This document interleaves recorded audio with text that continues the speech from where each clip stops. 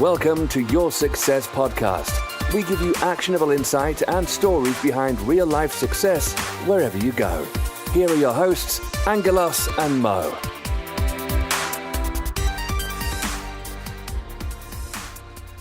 Welcome to Your Success Podcast. I'm Angelos.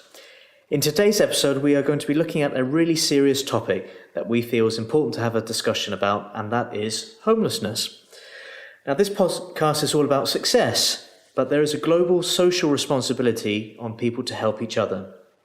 It's not a zero-sum game where one set of people succeed at the expense of others, and we thought that part of having a successful life is surely about giving back and helping others. So we are very fortunate today to be joined by Val McKie, who's a corporate cheerleader for Touchpoint Change, chair of the British Acupuncture Federation, and regional finalist for the Institute of Directors, Director of the Year Award. So welcome, Val, and thank you for joining. Thank you, Angelos. It's a pleasure to be here. So, Val, going from having a roof over your head to becoming homeless seems to be a big step. Is it a gradual process where things just become too much, or does it happen suddenly? It's actually both, Angelos. For some people, it is a gradual process that goes on over a number of years. But for others, it is, as they say, we are often 2 paychecks away from becoming homeless. So yes and no is my answer to that. Yeah. We hear now and again with media outlets about homelessness and whatever else, and we walk past them, no doubt, during our travels around town, etc., etc. But just how bad is homelessness at the moment in the UK? It is a growing social problem, growing much faster than I think we realise. And what we actually see in the streets are what people that we would refer to as rough sleepers. They are a fraction of the homeless population in this country, but they're the ones who are most visible to us.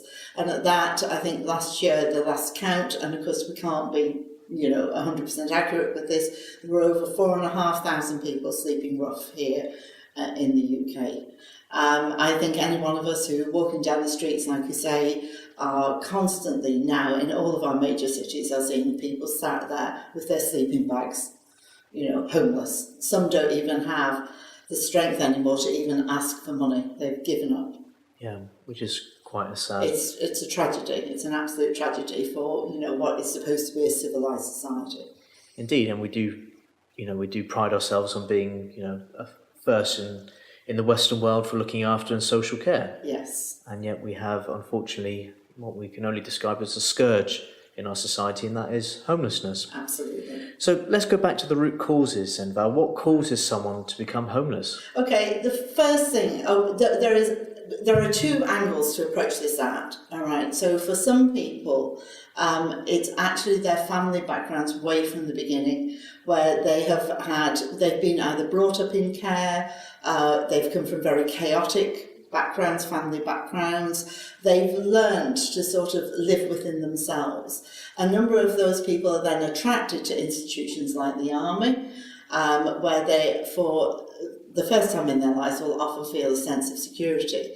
So, of course, when that army career finishes, then they're back, and the problems that they went into the army with are still with us and are now writ larger because of the things they may well have experienced in the army. So an awful lot of post-traumatic stress. And that, but it's that inability to bond. So you've got people who are coming at it from that level, and then we've got people who quite literally have just had a change in circumstances. They've lost their job, they've lost their health, they've lost a relationship. And so something happens. So it's a major life change which sort of knocks people sideways. So their stress levels are all of a sudden much, much higher, and they're having to cope with this major change. And then particularly if somebody is losing their job, there is a whole issue of shame, where people are ashamed. They're ashamed that they haven't got a job, and this is why we have a growing problem with what's referred to as middle-class homelessness. Where people, you wouldn't know if you walked down the street looking at somebody if actually they were homeless. They maybe not have come to the point where they've become rough sleepers, but they most certainly could be living in hostels. I was in the States a couple of years ago, and I was at a conference, a very high-level conference, and I spoke to 3 women, all of whom were living in their cars in the States as a result of the financial crisis. I personally spent 3 years after I was widowed, and then I was scammed on the internet, and then I had another very abusive relationship, and I spent 3 years without a permanent home of my own. Nobody would know. I never let that show. I was fortunate I had a car, and I kept most of my belongings in the car, and I was extremely fortunate that I had very, very good friends. So I know what that feels like. I was very lucky. I would never have ended up on the streets, but that's because I have good relationships with people. And the final step for anybody actually moving into homelessness is actually the collapse of a relationship. So it is the loss of any sort of form of relationship. And also, I mean, I was speaking to a homeless person last week as a result of knowing I was coming to do this talk with you, just to find out what was going on and how that person had ended up on the streets. And it was an absolute classic of somebody who had been in a domestic violence situation, had got out of the house and had a belief, and I have to say I had this belief that actually there would be support there. I was lucky, I never tested the belief, so it kept me happy because I always thought there was a level of support that actually doesn't exist for a single person. But this lady that I met was sort of sat on a street corner. She had nowhere to go and she didn't know what to do. So there is a visible and almost invisible homelessness. There is. They say statistics are showing now that there's over 3 million people in this country at the moment who don't have a home of their own, either rented or purchased with a mortgage. They have nothing. They're actually couch surfing, the equivalent of couch surfing, living with family or friends. And that, of course, is a very insecure place to be. Indeed. One of the primary thing in all of our, as a human being, Absolutely. is to have a roof over your head, shelter. Yes, ultimately. shelter. Well, that's it. I mean, if we look at Maslow's hierarchy of needs as to what we need as human beings, it is food, water, shelter, and most importantly, it's also actually sleep. And this is one of the problems that we see where people are living in very insecure conditions or living on the street, that the quality of their sleep is going to be very, very limited, because they tend to be hypervigilant. Living in a hostel people don't feel safe and secure. So it's extremely hard to get meaningful sleep if you're not feeling safe and secure. Yeah, I was reading an article on the BBC over the weekend, and they were saying some people choose to want to live on the streets, and that's simply because hostels are too dangerous for them to go to. Absolutely, they feel safer on the streets because they're more visible on the streets. But also, I spoke to some homeless people in Sheffield many years ago, and this was a classic case, and it was of a man who'd been widowed, completely grief-stricken, was under pressure because, of course, their household income had dropped. I mean, one of the things that people don't sort of realise is that if you're on benefits and you're a couple, when one of you dies, all of a sudden, that income drops. And you don't automatically then shift. So if you're on housing benefit as a couple and you're registered for that, then actually your housing benefit would stop. And then you have to reapply and you have to do this. And I think this was the case with this chap. He was so grief-stricken, he got on a train in Liverpool and got off in Sheffield, which was where the train finished, and walked out onto the streets. And the thing that he actually found was there is on the streets still a sense of community spirit. And so he actually felt more at ease with the people that he sort of associated with on the streets than he had isolated in his own home grieving. Yeah, which is really quite... Yeah, it's so sad. Yeah. And it is what they say. I mean, if we're talking about homelessness as the scourge of our times, loneliness is the epidemic of our times. So yes, if it's a choice between being in some small barren room, it's easier if it's a summer's day, but if you're in a small barren room worrying about how you're actually going to pay the rent or fear that you're about to become evicted, then walk out on the streets. It's only one step. And I think that, and I know there's always a lot of criticism, particularly of rough sleepers because of alcohol and drug addiction, but I think if any one of us actually tried sleeping out for 5 nights, I could actually see why someone would turn to drugs or alcohol. Now, there are people who are out on the streets because of their drug or alcohol addiction, but actually for others, they're going to take it up once they're there. Yeah. I was reading in the article about the homeless person, and they turn to drink just to soften the blow and help them sleep. Yes. And waking up is always a bonus. And yes. It's really quite sad where it's reached that point. Yeah. So you touched about rent and evictions and things like that. So what help do you think private and social landlords need to help them deal with vulnerable tenants? And what do you think the impact of the current housing policy is? Well, I think we have some systemic problems in here, because private landlords are actually bearing the brunt of policy around homelessness. So there are 5 steps people need, the 5 criteria people need to fill before a local authority can actually help them, find a home. So basically, if you've got care needs, actually, if you've got a drug or alcohol addiction, that actually makes you vulnerable. But if you're a healthy, single, 32-year-old, say, or 50-year-old with no sort of technical problems, the local authority cannot help you. Because the pressure on them is so great. So these people are going to have to turn to private landlords. And these private landlords that are picking up the pieces of that without actually any support, because of course homelessness is almost like the symptom of some deeper issues within people, and people with, say, low self-esteem, who've maybe lost a job, lost something, and now find themselves with a private landlord. Now, they're lucky if they could raise the deposit. So I actually think that there should be some way around, the deposit scheme we've got now, where that maybe that is something that should be underwritten by the government. Because there's no reason why private landlords should suffer as a result of things that are happening way out of their control. But also, I think we need to look at, what is the best way, because people who are moving into private tenancies like this, in many ways are very lucky because they can get that, but they're bringing with them a lot of the problems that they had that caused them to be in this position in the first place. So in terms of it, I think it's a multi-agency approach, but with private landlords being viewed, much more as a saviour in the situation, as opposed to what we're seeing at the moment, because they tend to be sort of labelled, the bad boys of this situation. But in actual fact, without private landlords, the homelessness problem that we've got now would be much greater, much, much greater.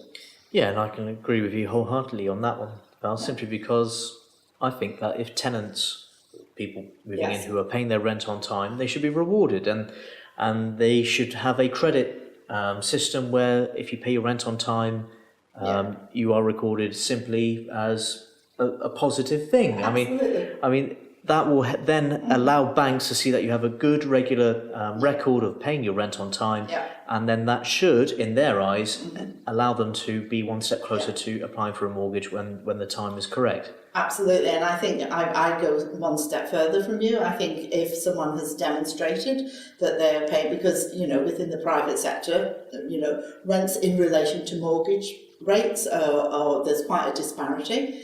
So I think if someone has demonstrated that they've been paying, I don't know, £700, £800, £900 a month regularly every month, like you were saying, then there should be an almost guarantee that they can get a mortgage. Because if we are, a nation that supports home ownership, then let's support it in more than words, and let's put some money where our mouths are, and look at that. So I think that's actually really, really important. I think the other thing is that, as I say, people come with these problems, and one of the issues, and I think it's in Portugal where they've looked at this issue with drug abuse. Where it's a decriminalised process, because one of the things that's happening is that if we look at how we function as human beings, being part of a social group is extremely important. If we become ostracised by that social group, it's going to add to our stress levels. So I think we need to sort of move away from this us and them approach and start to look at people with problems, with mental health issues, and take a lot of the stigma and shame away. And that's something, private landlords really don't have access to that level of support for their tenants. We ought to have something that signposts people to it. And, if a tenant has got into arrears, private landlords generally don't put the heavy hand on them like money lenders can do. And that's another thing that we actually have to look at. It's what are the strong arm tactics being used for? Because I mean, even if you look at what happens, say, with a person who's got a reasonably well-paid middle-class job, living up to their income, as most people do, very few people actually have 6 months' living expenses saved. So if that's not there, so if someone loses their job, they have their credit cards. Right, now it's what tends to happen is because of shame, but also because of belief that I'll get another job soon, another income will happen. So they start to borrow on their credit cards. That then gets out of control. And so now they can't pay their mortgage, and then there's the next step. And then all of a sudden there's this mountain of debt, but of course it makes it extremely hard when you've got that to raise a deposit for a house. To rent a house, and also you've got a bad credit rating. So we need to look much wider at the whole issue of credit scoring and what that means. Yeah. Is it easy to reintegrate homeless people back into society after many years being on the street? To be honest, Angelos, I'm not sure what the answer to that is. I think if you've spent years living on the streets, common sense tells me it would be actually quite difficult to reintegrate into what we might refer to as a normal way of living. Another homeless person I spoke to once said he couldn't possibly live within 4 walls anymore, but could live in a barn and sleep on hay, because now actually he was used to the outdoor life. So if we're talking about rough sleepers, I think it could be really quite difficult. If we're just talking about people who've maybe been for 2 or 3 years, if I take myself probably as a prime example, as I say, I had nearly 3 years couch surfing, then I rented a room in a house, and now I rent some property. Now, I didn't find that adjustment at all difficult. It was wonderful. Every day I woke up and was so grateful that I had my own room at first, and now I have my own house. So it actually makes me appreciate things much, much more. And I think there are a lot more people like me than we realise, but we're never going to see people like me out there because people aren't going to talk about it because of that sense of shame. For people like that, it'll just be a joy. But for other people, as I say, if the underlying causes for the homelessness, their original homelessness, has not been addressed, then they'll struggle to cope wherever they are. Yeah. So what advice would you give someone facing the prospect of becoming homeless, and also someone who is actually homeless and looking to get back into, out of the streets and back into regular society where they can work and function like a normal person? I think people who are on the verge of homelessness, the most important thing is to take action as soon as you realise there is a problem. The law has changed recently, but probably needs to change even more so in terms of local authority help, because it used to be that they wouldn't help you if you were more than 21 days away from homelessness, and I think that now is 56 days.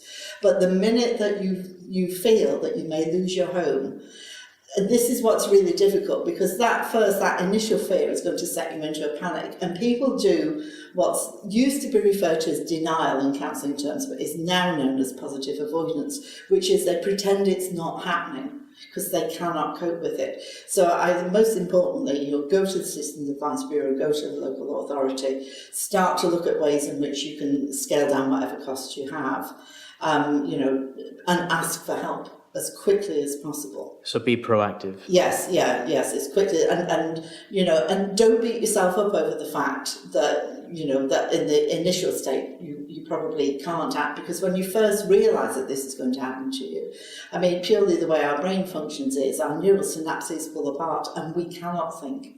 So it is about asking for help. This is why I think it's particularly, my own experience dealing with grief. I nursed my husband at home. He died in the bed next to me. And I was in complete shock as to how that happened, and didn't behave in any way like I thought that I would have done. because of that, because I knew my husband was dying, and I had given up work to look after him. I'd nursed him at home for 2 years.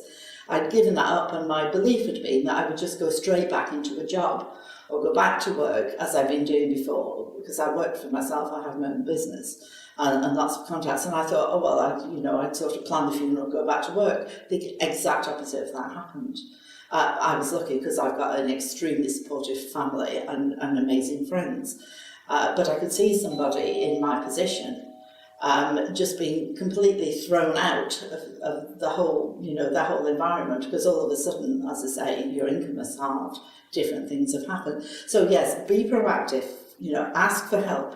Know that there are many, many more people in your position than you realise. Speak to your doctor. Sometimes the doctor is the first person that you can speak to about that, but start to look for other options. Citizens Advice Bureau are marvellous in terms of helping.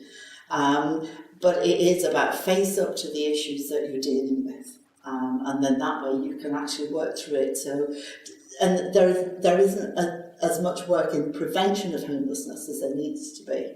Because once you're actually out there, they say the first night that you spend out on the street, you spend into crying all night, because it is such a shock to the system.